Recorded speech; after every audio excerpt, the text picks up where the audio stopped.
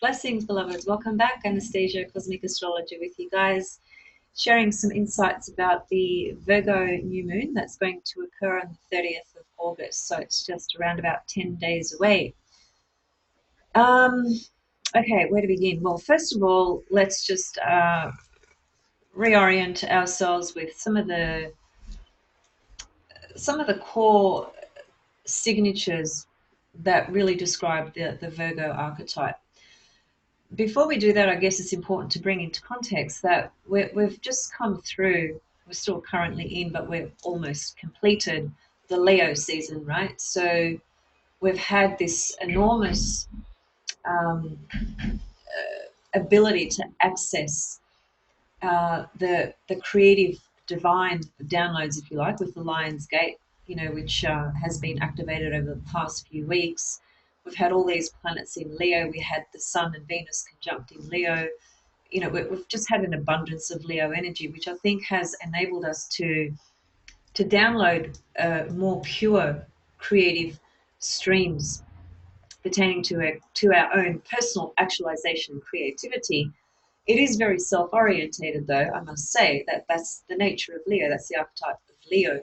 Leo is about the complete actualization, self-actualization of one's ego or personality, as it were. So I don't know what you guys have been doing the past few weeks, but many of you have been working with this creative energy on a personal level. And a lot of it has been about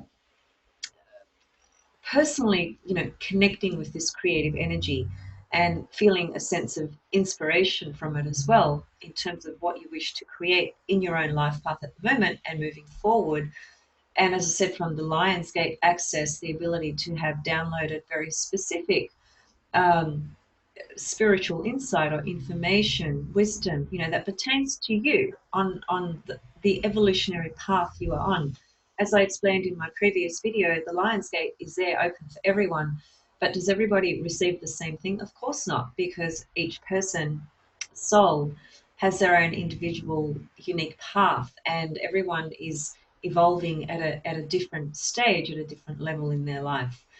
Anyway, the point being that we've really just experienced an abundance of Leo energy, which at its best is just this beautiful creative force um, that enables us to create in our life, period, on whatever stream that may be.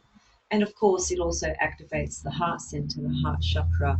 So it's very, very important on those levels. Now, moving into, and we've just also had the full moon in Aquarius, which I think really gave us that opportunity to stand back and just get a bit of a broader sort of picture of where we're going, as opposed to just being, completely sort of self-orientated and self-absorbed, as Leo can be at the personality level. So the Aquarius full moon just gave us a broader vision on all these matters pertaining into our personal life, our personal circumstances. So wherever that full moon was for you, that's where it showed up what you needed to see from a detached, broader vision perspective, right? Because Leo is not an objective sign, it's very personal, all right? It's personality.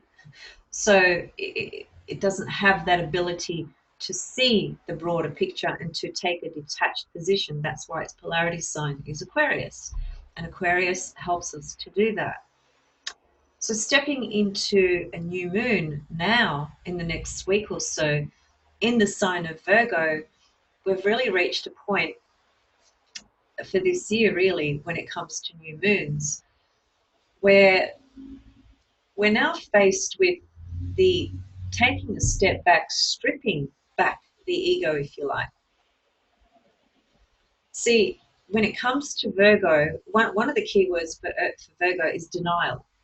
Now, why is that the case? The reason that is the case is because it's actually ego denial. That's what it is. When you look at the zodiac, the 12 signs, that the ego is born in Aries and then just starts to develop and unfold throughout the entire zodiac, right? The 12 zodiac signs. And from a psychological perspective, when we reach Virgo, from Aries to Virgo, which is a quincunx, isn't it? It's an adjustment. So when we reach Virgo, we have to get off our high horse and our specialness. That's Leo. You know, Leo makes us feel special or want to feel special and so forth. And that has its place to a certain degree. But now getting into Virgo, it's stepping down, stripping back the ego in order to actually see, well, where is it that I really actually need to further improve? Virgo takes us into that space because it's connected to ego denial, where we see the imperfections, where we see the impurities, where we see our shortcomings. We can't see them when we're at Leo. In Leo, we're just shining like the sun. You know, we have this grandiose type of persona, if you like, but not at Virgo. That's why Virgo is a sign of humility, because it's a feminine sign. Okay, it's an earth sign and it's a mutable sign. Those, particularly the earth and feminine component of the Virgo archetype, is what actually uh, encourages us to step in, okay, and take a reflective view on things. That is to actually go in and have a look at what we need to improve in our life. So we could say that this Leo vibration that may have activated an abundance of creative forces within us, now we're actually able to practically do something with that. That's what this new moon is about. So it's about looking at where this new moon is going to land in your chart, clearly, because that is the domain where you can plant the seeds, as it were, set the intentions, obviously, of what you wish to further improve on your own self, not for the purposes of selfishness. See, Virgo is not a sign that thinks of itself. It's a sign that thinks of, how can I serve? How can I be better in myself? How can I be a better person? How can I improve on this? How can I do this and this and this better so that everybody around me can actually benefit? So it's a sign that has to do very much with service, ego denial, self-improvement, adjustment. The inner nature of Virgo, which is an inner critical analysis that is ongoing. Now, people who are Virgo or have the Virgo archetype very strong in their chart, this internal Virgo analysis is going on all the time. It's very interesting because when you think about the physical body, a Virgo connects to our digestive system, right? And it's the part of the body that actually discriminates when you've eaten, what you've eaten, you know, etc. It is the Virgo component in the physical body that works through everything inside your body in terms of what it needs to sustain and keep and what it needs to disregard and flush out of your body. So you see, this is why Virgo is the archetype that connects to discrimination, judgment, analysis, criticism. That's the nature of the archetype. So with this new moon, then what we're really looking at is we're looking at starting a new cycle, which will not actually see the whole picture of what this can manifest for us on an internal and or external level for about another 6 months. So it is a very important process in terms of where we're at in our life at the moment and what we've been doing this year. So stepping into this Virgo, we can now actually really start to have a really good, honest look at where can we further improve? Where do we really need to improve? It's a really, really important process that Virgo goes through. And this process of where do I need to improve, or this recognition of where do I need to improve, is because when we actually go into this vibration of Virgo, we actually start to identify, as I said before, where our shortcomings are, where we have inadequacies, where there is lack. So this is why Virgo evokes that drive or that incentive to want to better oneself, to want to improve in some kind of way. Now, Virgo is also very much associated to skills. Any type of skill that you learn in your life is a Virgo experience. Virgo connects to service, health, reality, discipline, healing, critical analysis, self-improvement, adjustments, purification.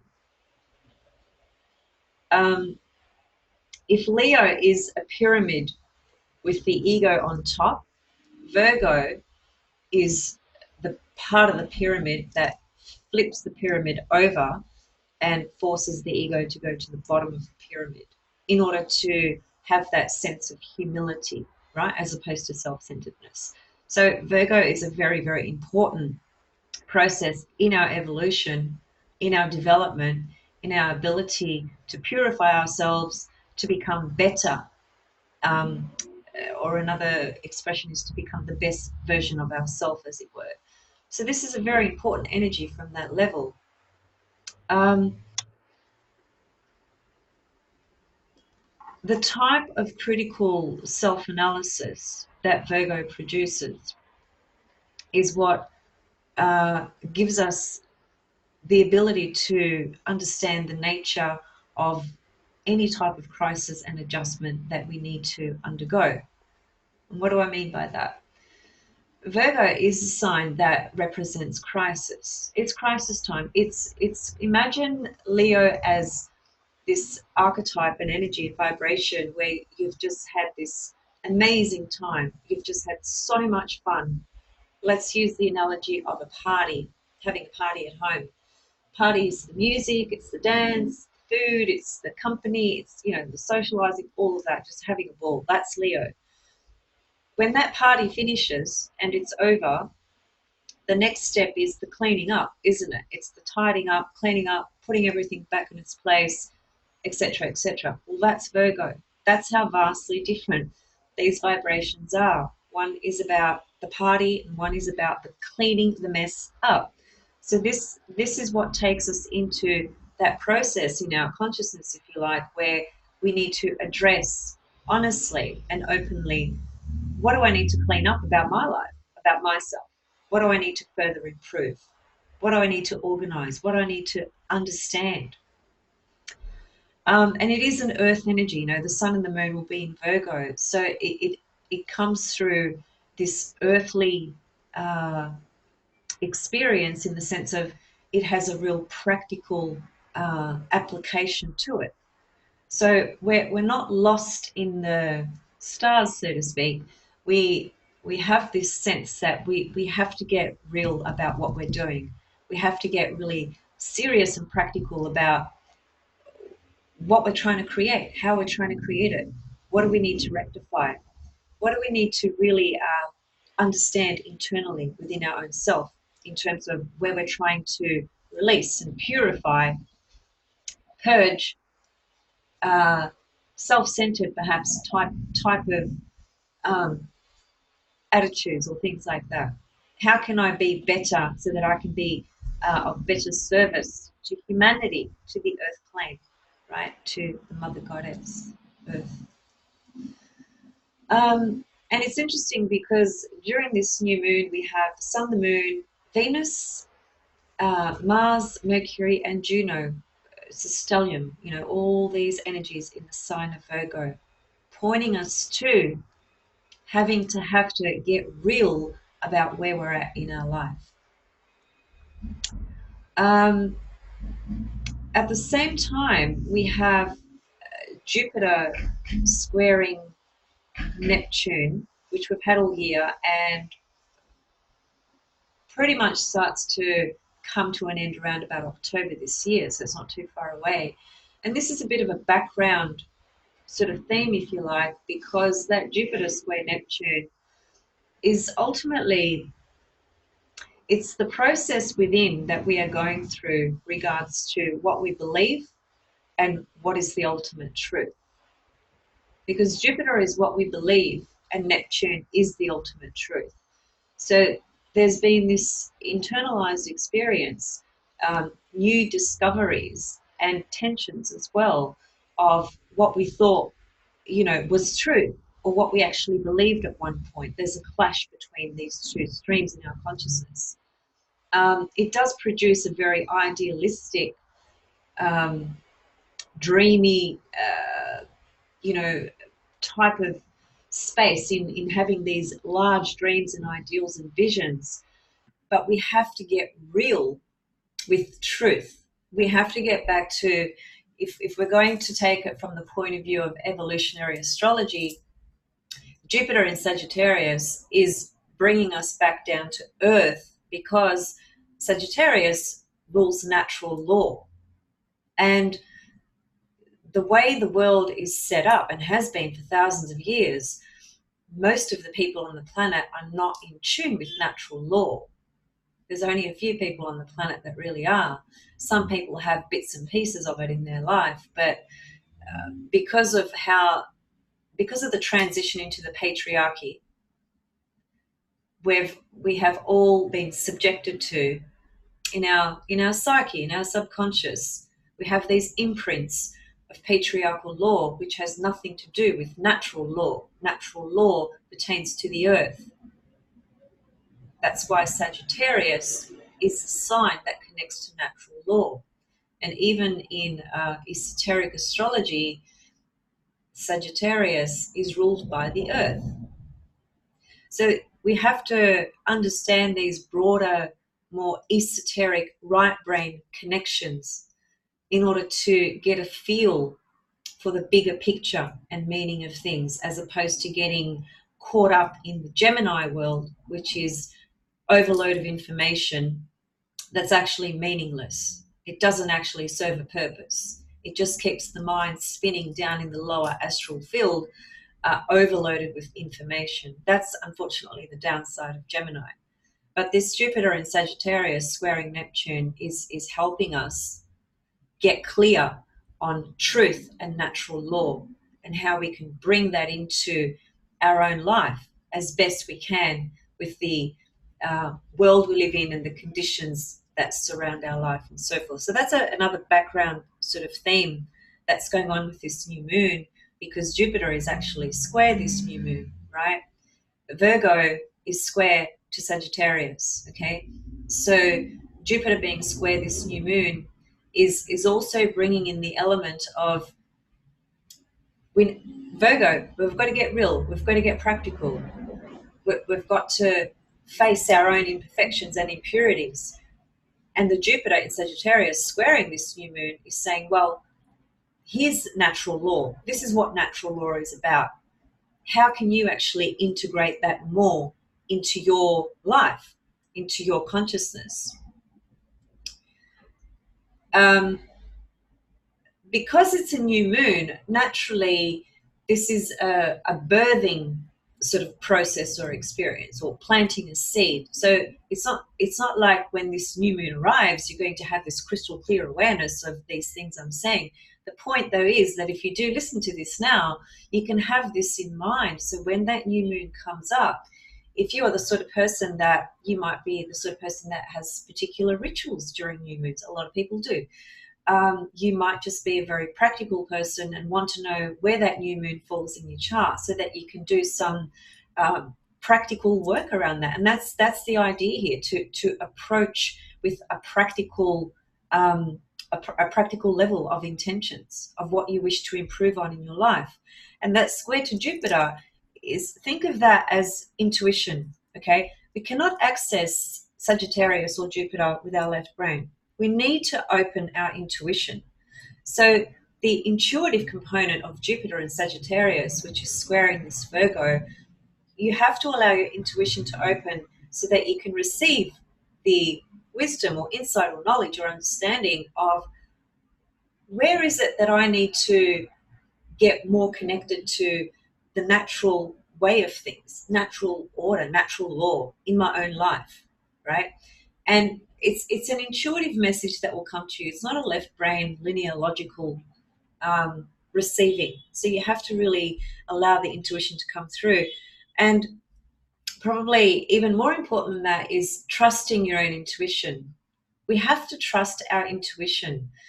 If we don't trust our intuition, it basically doesn't get developed. You know, it's not nurtured if we constantly doubt it. The doubting comes from the inner sort of critic, or the internal dialogue that pertains to the left brain, that maybe just, you could be a sort of person that needs proof, that needs, you know, hard, cold evidence towards how and why things work. Well, natural law is evident all around you. Just look at the way nature operates. That's natural law right there. So these are the sorts of things that can come to us through our intuition, provided we open and be receptive to this Jupiter in Sagittarius, which is now moving direct. And as I spoke about in a previous video, the Jupiter moving into Capricorn and everything that's happening with that. Watch that video if you want to know more about the Jupiter Pluto conjunction, which is coming up in Capricorn next year. Getting back to this new moon. So think about Virgo as being, its polarity point is Pisces, obviously. So every time we are working with Virgo or Pisces, we're working with that polarity, that axis. We can't separate one from the other.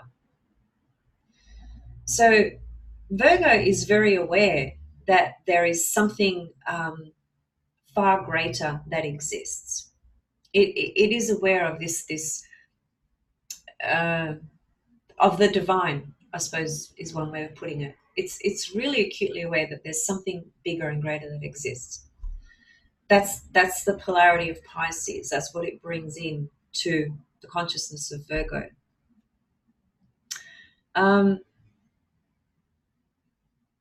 The other thing is the location of this new moon in your chart, and in addition to that, wherever your own natal Mercury is in your birth chart, those are the areas that are going to stimulate an internalized process of analysis and reflection that's going to go on with this new moon.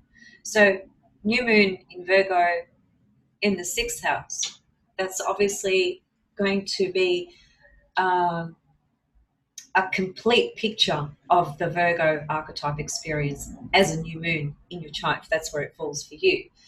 And however, naturally, you do need to look at, well, where is Mercury in your chart as well? Because Mercury is the ruler of this new moon, right? Mercury rules Virgo and Gemini. So Mercury gets drawn into this story of what this new moon can potentially help you cultivate, create, develop from a real practical level. It's not about thinking about it from, you know, again, that selfish, self-centered sort of space. What can I create from this? It's really about thinking about, where do I need to improve myself, and how can I improve on myself so that actually life benefits from me as well, right? Because we are a vehicle and expression of the ultimate one source divine consciousness creation to all things. We're an expression, a manifestation of that. And the reason we are here is because we are evolving. Evolving means waking up, growing through things, developing, transmuting things. Evolution means things really just transmuting. Things are dying and being reborn. You know, it's the change, the alchemical transformation and change. Only form can be destroyed, but not the soul, right? This is what evolution is about. It's about the soul evolving. Every time it comes in, it takes on an ego, a personality, and it filters through that ego in order to learn the lessons it needs to learn. That's what evolutionary astrology fundamentally underpins. So these transits and things that we have going on, including things like the new moon, these are all opportunities and processes for us to continue to wake up and improve and evolve. And with the archetype of Virgo, that's what it screams to. It says it very loudly and clear. Where is it that you can improve so that you can actually evolve? The other thing that I wanted to bring into this new moon is in esoteric astrology, the moon rules Virgo, which is really interesting, isn't it? Because this new moon is in Virgo. And here we have in esoteric astrology, the moon correlates to ruling the archetype Virgo. So we have a greater emphasis through esoteric astrology coming in. Now, the moon and Mercury in esoteric astrology correlates to ray number 4. So each ray, there are 7 rays, and each ray will have different rulerships, so different planets ruling each ray.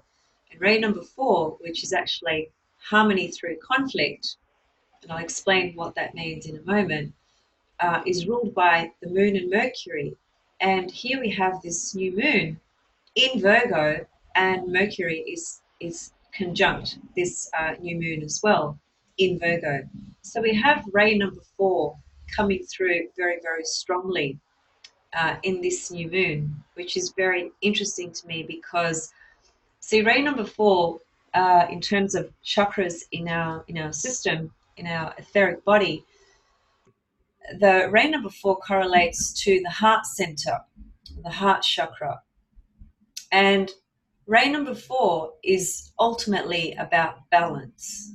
That's its ultimate expression in this physical form. It's about bringing in the balance between the animalistic part of our being, which is the lower sort of physical domain, kingdom personality, and bringing into harmony and balance the soul, right? And finding a balance between the two. Sorry, I forgot to put my phone on silent.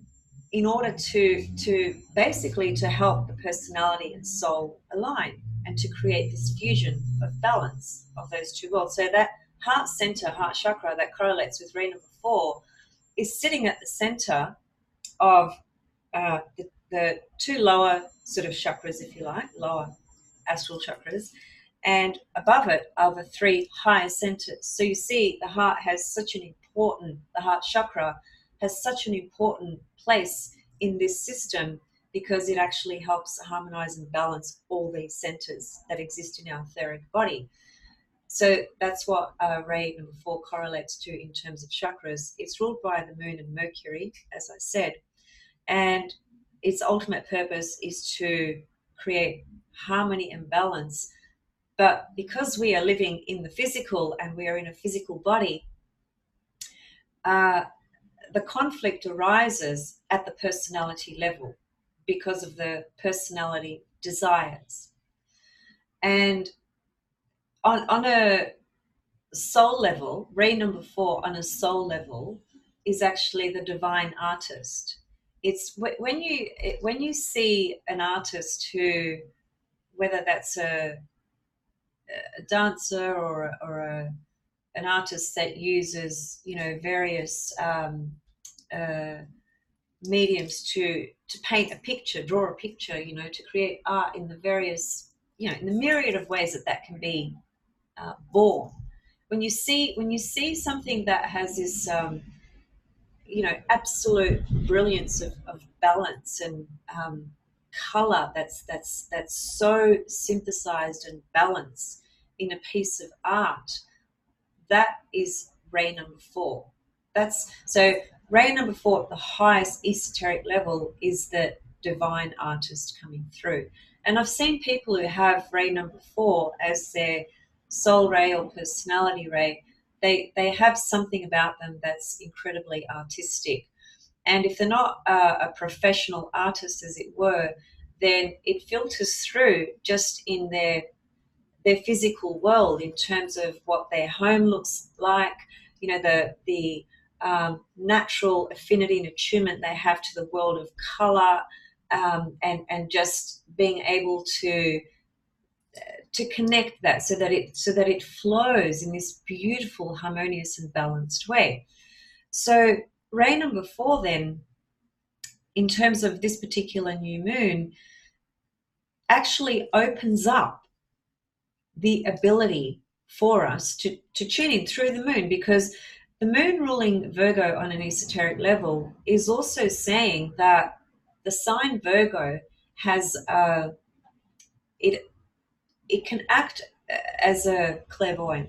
It can act as a channel that has really powerful intuition. right? So the Moon in Virgo is very, when you see a person who has Moon in Virgo from an esoteric perspective, that can be the person who is highly, highly intuitive and even clairvoyant. It's a very powerful vibration from that level. The harmony through conflict, as I said, comes through because our personality wants to go in that direction. The soul is here and it's calling the personality, trying to bring it into alignment so it can create this beautiful balance. But when the soul is, when the personality is not listening to the soul, it can't hear it, and it has its own direction and motivations and so forth, then the conflict comes into the person's life. So there's this very deep sense of internal conflict within the self. So in terms of translating this to the new moon in Virgo, I guess it's a way of understanding within our own selves and recognizing within our own self, well, where do I have this sense of harmony and balance within my own self, my higher self and my lower self, personality? Are these components of my being fused, balanced, harmonized, synthesized? Or am I experiencing this incredible internal conflict because I don't have this balance going on within me? So there's that component to it that we can really sort of tap into with this new moon as well. And of course, there's the component of beautiful art, beautiful art that can be born right out of this new moon, because reign number 4 is the divine artist. So you can think about that also from the point of view of, if you're not an artist per se, then you can think about how can you bring in that beautiful expression of balance into your life in whatever streams you're trying to create, or whatever streams you're trying to further improve yourself in, right? Your life into. So that's the way I would connect this reign number 4. So yes, it's as I said, it's the personality and the soul, the synthesis and the balance and the integration between the two that reign number 4 speaks to very, very strongly. Just something I wanted to read. Also, this new moon has a trine by Uranus, which is pretty amazing, actually. Uranus is also forming a trine to Mercury. So this is pretty important, because Mercury correlates to the left brain and Uranus correlates to the right brain. So here we have a new moon where Uranus is forming a pretty close trine to Mercury. Mercury is in Virgo, Uranus is in Taurus. So again, that's an ability in terms of this new moon energy and what we can actually set our intentions towards, and also what we can receive at the time, because the other planetary energies around this new moon are also pouring their energy into this new moon as well.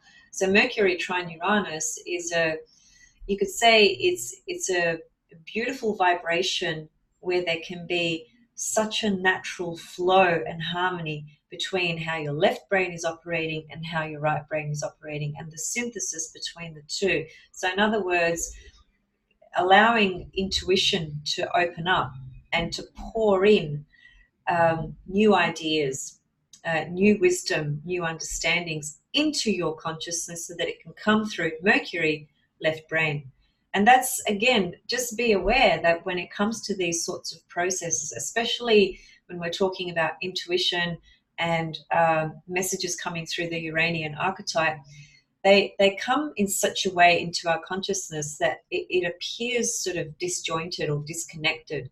And it takes a while for the left brain to sort of start sorting that out, because that's the job of Mercury in the left brain, to start connecting the dots, right? And start sort of bringing things together from that left brain level in order to be able to synthesize it on that daily kind of level. Because intuition, visions, wisdom, that comes from out there is not, it's not reflected in our everyday model of reality. That's why we have Mercury, to sort of download it and bring it in and help us sort it out in our head. So anyway, this Mercury trine Uranus is a beautiful, beautiful opportunity of energy opening up so that we can intuitively receive the messages that we personally need to receive. And Mercury in Virgo is in his rulership. So he's at a really, really strong point. His ability to receive this electric kind of energy, if you like, from Uranus, he'll bring it in, and he'll go through a process of this internal analysis, if you like, because that's what Mercury in Virgo does. But the result can be incredible because Mercury is very, very strong in the sign of Virgo. It's in its rulership. So that's just an added feature to this new moon. And there is a very wide trine from Saturn as well. And then we could say there's a grand trine, grand earth trine in this chart. I'll bring up the chart in a moment just to give you a quick visual. Grand earth trine. Look, grand trines can be really, really good if the person is actively conscious about the energy. That is, if the person is making conscious, active efforts to make the most out of whatever the grand trine is, right? In this case, it's an earth grand trine. So we're talking about the earth components of your life, the structures, the foundations, the world of money, all these things, all the earthly matters are really supported and facilitated through this earth grand trine. But it's not, see, grand trines, people make the mistake sometimes, because when we have a trine, it's like this. When you have a trine aspect, it's like walking through a park and everything just feels really relaxing and really quite beautiful and just easy. And when you have a square, it's like you're walking through that park, but you can't walk because there's a storm, there's shit flying everywhere, there's people getting in your way, there's tension, there's just all this difficult stuff that you've got to combat to get through that park. That's a square. Whereas the trine is, as I said, it's the walk in the park. Now, when you have a walk in the park, as it were, it doesn't promote any cataclysmic event or action. It doesn't promote us to take action to things, because things are just happening quite easily. So we just, opt to just chilling up and just enjoying that.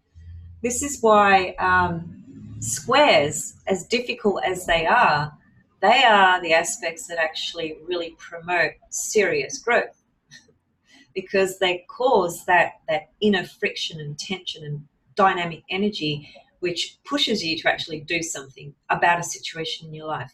The trine doesn't push you to do anything. This is why I'm saying, when it comes to a grand trine, which you may have one in your chart, I have one in my chart in Earth, actually, ironically, because I'm talking about an Earth grand trine. Earth grand trine, if you don't get off your ass, basically, and get up and make proactive choices about earthly matters, things don't come together for you necessarily. So this is a very important point to understand about trines and grand trines in general. And the trine is between Saturn, Uranus, and the new moon, obviously, and it's also trining the Mars, Venus, Mercury. It's a grand trine that's a little bit out of orb, but it's still holding that earthly vibration and flow of the earthly matters, the earthly structural matters of your life. But again, as I said, if you're not proactive about it, you can just become complacent, right, and do nothing with it. Okay, so just wanted to make a couple of comments about the fourth ray, further comments. So the fourth ray connects to the sign Taurus, Scorpio, and Sagittarius, and the planets are, the ruling planets are Mercury and the Moon, as I said. And there's just a couple of comments that I wanted to make here, which will help you understand a little bit more about how this fourth ray works. The fourth ray is often referred to as the ray of the art of living,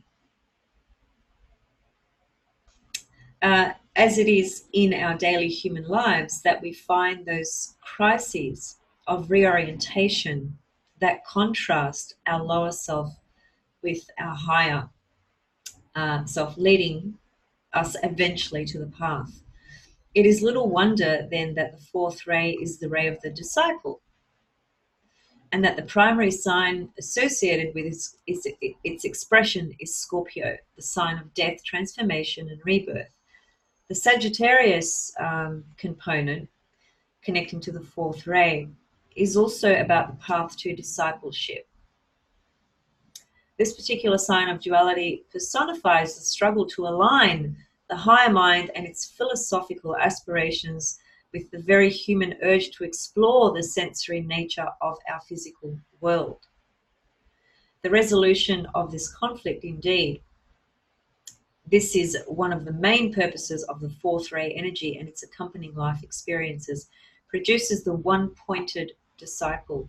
This is a person who has been able to integrate the personality into the life of the soul and emerge victorious. So you can see from the Scorpio and Sagittarius level connecting to the fourth ray, in order to actually align personality and the soul, the Scorpio component speaks to where we need to die and be reborn, as it were. And the Sagittarian component is the component that takes us into that higher mind, right brain, higher mind, intuition, truth, wisdom that we can access. We can access that intuition and bring it in so that we can have a higher level of truth coming through, so that we can find this balance between the soul and the personality. That's what we're talking about here. And the Taurus, which is the other sign that connects to fourth ray, which is why the fourth ray is very much connected to the divine artist, artistry, color, music, dance, all those things, because Taurus, ruled by Venus, traditionally connects to the world of art, the artist, right? But it's also what brings us into the world of form, physicality, right? Taurus is the instinctual, primal instinctual drive to procreate and survive. That's what keeps us going and procreating and surviving on this planet, the fact that we have Taurus within us. That's the nature of Taurus. But in esoteric astrology, the esoteric ruler of Taurus is actually Vulcan. So Vulcan, let me just go back here. Vulcan is the destroyer of form, the planet which most strongly releases the energy of the first ray wheel, because ray number one connects to Pluto and Vulcan. It's a bit tricky and it's a lot to get your head around this, I know. Trust me, I know, because I've been working with esoteric astrology for a while, and there's so much that I too still need to learn. It's you could study it for lifetimes and not learn it. It's so vast. But just to get your head around some of the basics, as in the 7 rays, the associated planetary rulerships, and which signs connect to each ray. That's your basic foundation, more or less.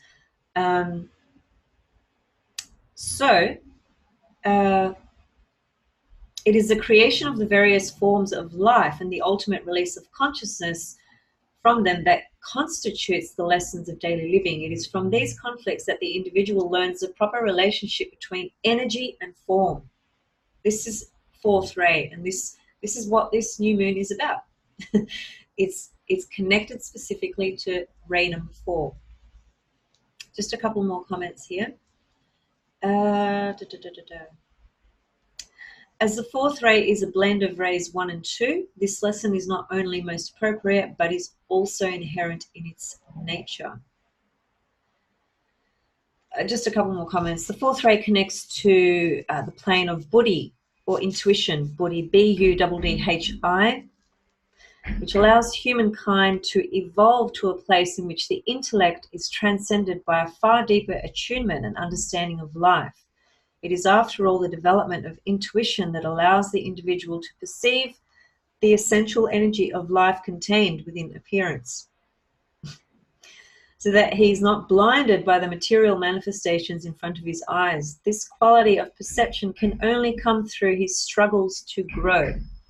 Hence, ray number 4, key name, harmony through conflict. It sounds it's almost a weird sort of title, because you really need to go very deep to understand what it actually means. We've got two directly opposing experiences: harmony, conflict. And this ray number 4 is saying that at the personality level, we can experience extreme conflict because of our personality, egocentric, selfish desires and needs. And when we're not aligned with the soul, there's a discord, a disharmony. And the ray number 4 speaks to that very, very strongly. Just a couple more comments here.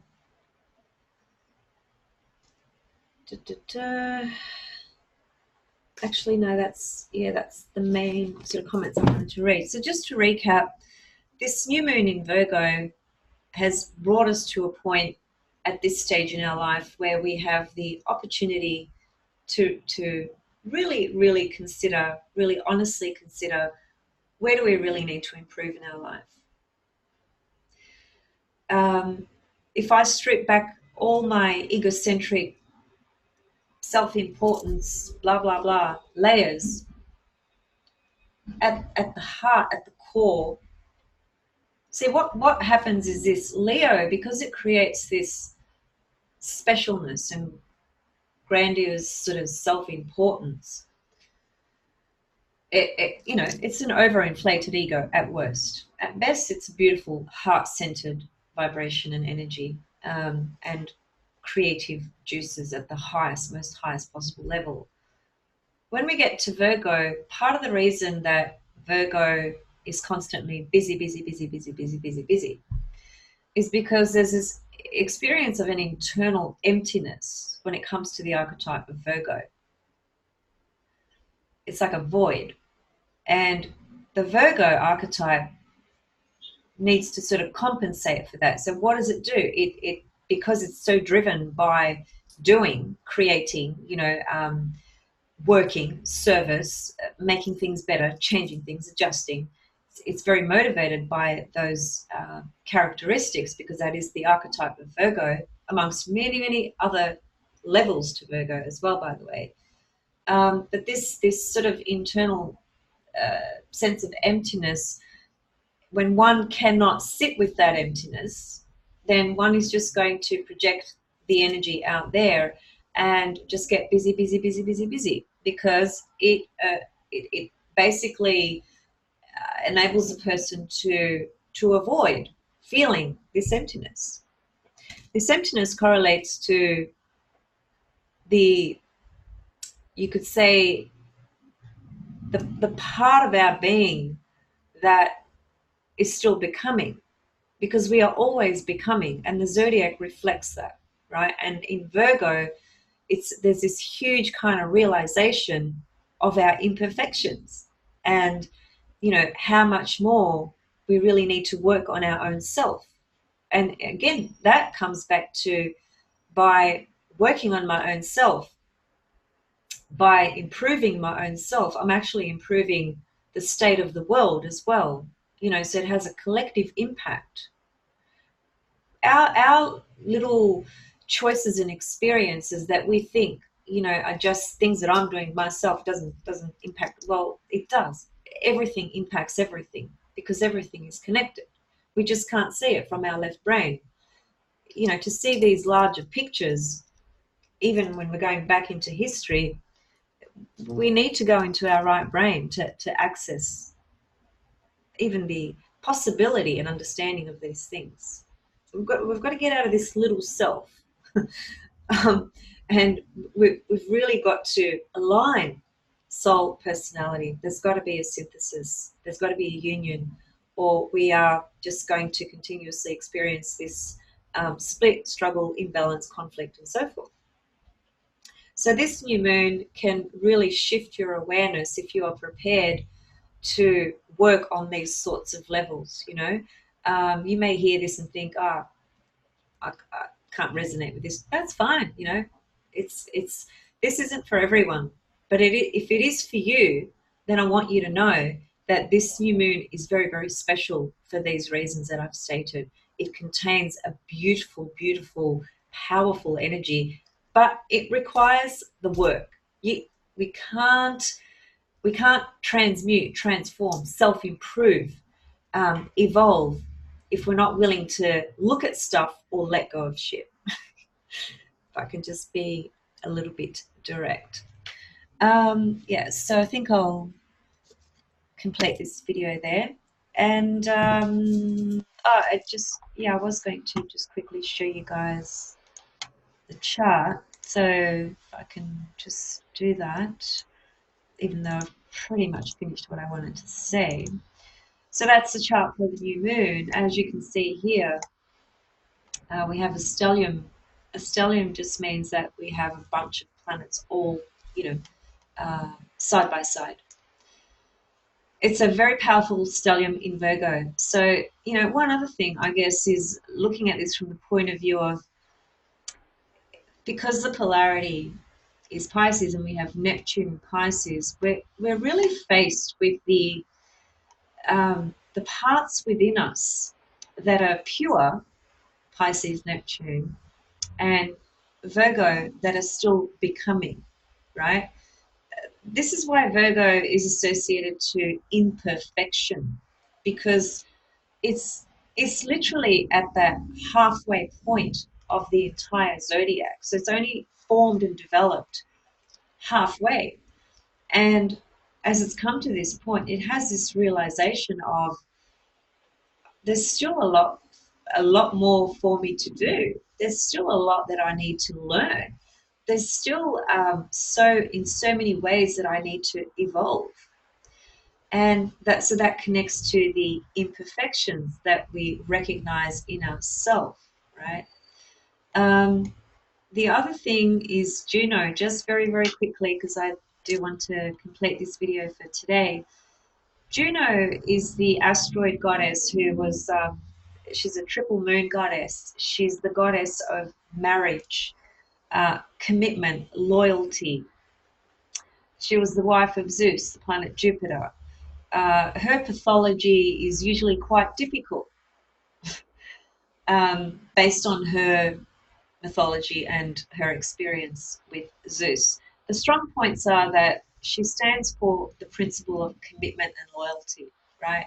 So without going into the relationship sort of components of this, I want to stick to this from the point of view of commitment and loyalty, right? Jupiter in Virgo, look, if it comes to relationships, then Jupiter in Virgo is going to be seeking the perfect partner or the perfect relationship, and there is no such thing. So she's naturally going to be left feeling disappointed. And that's indeed what happened in her own story. That's why her pathology brings up our own frustrations and anger around our needs not being met or not being validated in relationships. So that can be a strong theme. But in Virgo, the way I would like each of us to perhaps consider it and invite it into our field is through the principle of the level of loyalty and commitment you can have to your own journey of self-improvement with this new moon. That's what I feel with her presence there, and that's how I think we can really benefit from her presence when we apply it through that Virgo archetype. So it's a commitment to your path of self-improvement, to put it quite simply. So she's highly significant with this new moon because of her placement. She's right there with the new moon and with Mercury and Mars and Virgo. So everyone should just get cracking on their list of things to do. Virgo rules lists, by the way. When you've got a list of things to do, that's a Virgo experience. So have a think about the comments that I've made, the things I've suggested, and feel free to make any comments or ask any questions below. Please keep them relative to the content of this video, and please try and keep your questions as brief as you can. It just takes a little while to get to everything, but I do my best. So sending you all much love and blessings for this beautiful new moon, really bringing us back down to earth, connecting us to natural, natural law, that the nature within our own self and our own capacity to heal as well, because Virgo is connected to healing. So sending you all much love, and see you all very soon with something else. Thank you so much for watching, subscribing, and if you want to have a personal reading, you can just email me directly. Thanks, bye.